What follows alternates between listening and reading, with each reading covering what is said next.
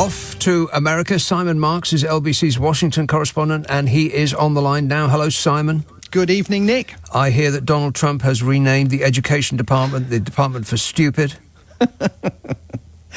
Anything could happen, but they've now chiselled the word defence off the Secretary of Defence's office suite at the Pentagon, because it is now, of course, called the Department of War. And very quickly after doing that, and by the way, this is going to cost billions to make this name change, because they don't just have to chisel a sign off the door at the Pentagon. They've got to change the name everywhere that it appears, at every military facility, not just all over the United States, but all over the world. So this is a very costly move by a government that is supposed to be focused on the need to trim public expenditure.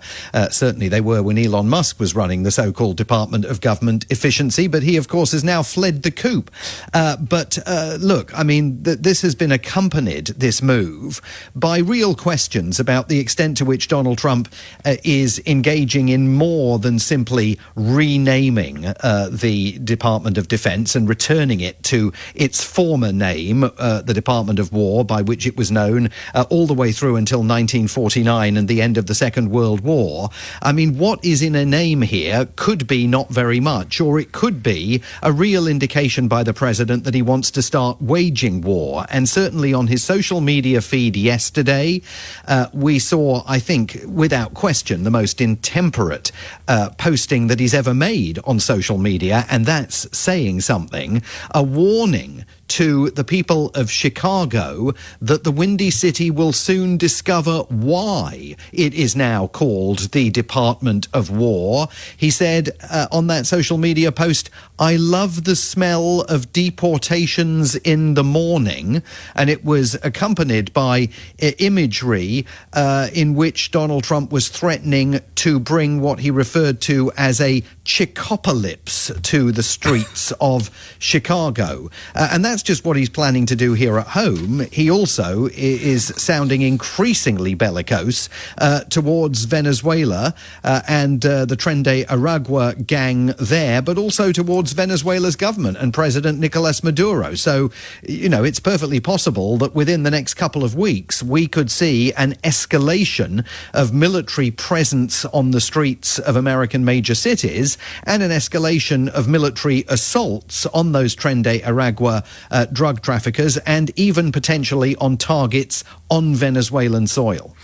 Yeah, that poster, well, no, it wasn't a poster, but the image that accompanied that threat to the people of Chicago was almost directly lifted from Apocalypse Now, wasn't it? Yes, and correct. Trump's face was put on Robert Duvall's body as he crouched down at that moment where he said, you smell that, you smell that, I love the smell of napalm in the morning. And in the background, Chicago is on fire. I mean, yes. This is... I mean, it's mad. It is completely insane. Yes. And, you know, I talk to American journalists, and I just get the feeling they haven't grasped what's going on here, because they seem to bend themselves into pretzel shapes trying to make this normal. And I almost want to reach through the phone line and shake them by the lapels and tell them to wake up, because this is a coup happening in front of their faces, and they're still trying to make this square peg fit in the round hole of normalcy, but it just doesn't. No, and I mean, I encounter that all the time here, not just in terms of the response to what's taking place from American journalists and American broadcast networks, but also from, you know, people that I know, Americans that I know and I've been friends with for a very long time here in Washington and in other parts of the country.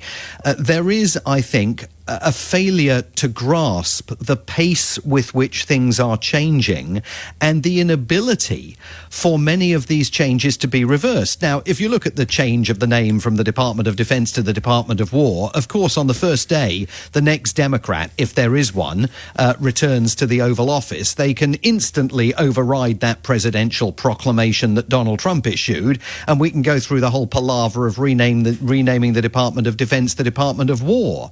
But the process of putting generals in place at the Pentagon who are not sycophants and aligned with the president's military strategic thinking. Remember that Pete Hegseth, the Secretary of War, has audited all of these generals to make sure that their viewpoints are, from Donald Trump's perspective, politically sound. And we've seen a whole host of leading military figures shown the door because they weren't considered to be politically sound. We saw Donald Trump in the Oval Office last week indicating that this change was going to allow America to win more wars.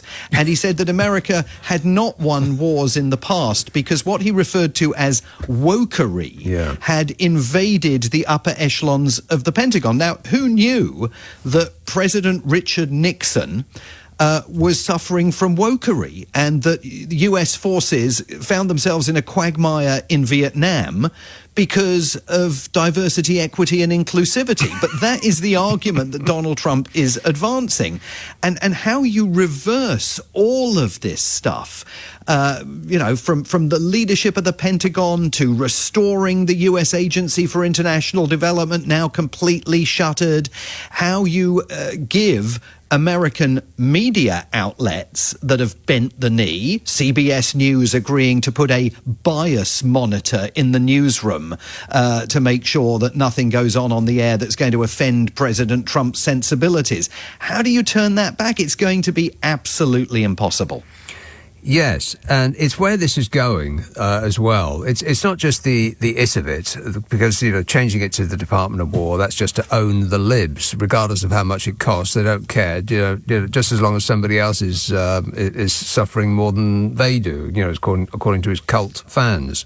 It's where is it going, and I'll make a prediction that he's going to cancel maybe the midterm elections, but certainly the one after that, the main national election, because of a state of emergency that he will engineer entirely of his own. He's going to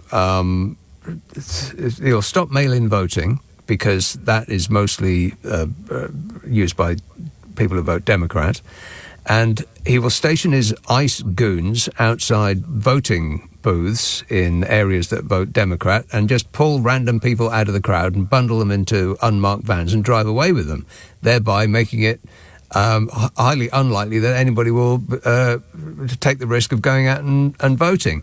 I think that it's not something that might happen in the future. It's happened already. America has fallen to a painted clown off the telly. Look, just on the mail-in voting issue, he's actually got a bit of a problem with Republicans on that because they think this is not necessarily a great idea for them. I mean, that decision to move the headquarters of the Space Force from Colorado to Alabama, he said one of the reasons for doing that was that they had mail-in voting in Colorado, and he intimated that they didn't have it in Alabama, but in fact they absolutely have it in Alabama, and Republicans have taken great advantage of it there. But more broadly, what you're laying out is exactly what this move to deploy force on the streets of Chicago is all about. This is all about a plan to declare a national public security emergency. He claims that ever since the National Guard troops have been deployed here on the streets of Washington, D.C., there is now no crime in Washington. That is complete nonsense.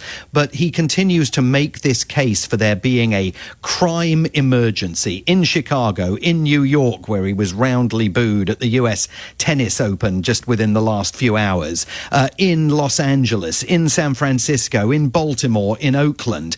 And he's already shown that in a whole host of other areas, he only wants to govern through emergency declarations. The tariffs were imposed as an emergency that was an end run around Congress. His decision to send troops to Los Angeles back in June to deal with tiny pockets of protests against his mass deportations, that was an emergency move. He wants to govern through a declaration of a state of emergency. And I think that if he finds that Republicans are facing defeat in midterm elections in November of next year, it is perfectly feasible to imagine him declaring a national emergency and saying, I'm really sorry, the situation in the country is too febrile, it's too brittle, it's too dangerous. Even if it isn't, we can't possibly go ahead with elections. I think that is a real possibility now. Well, I wish you'd get it into the minds of American journalists, because they still seem to cling to the idea that rules and regulations will win out. That, he can't do that because it's against the law, or he can't do this because it's against the Constitution. Wake up. He's not remotely interested in any of that. As you often say, Nick, it's later than you think. It is later than you think. Good to talk to you, Simon, as always. Cheers, Nick. Thanks for that. Simon Marks, LBC's Washington correspondent.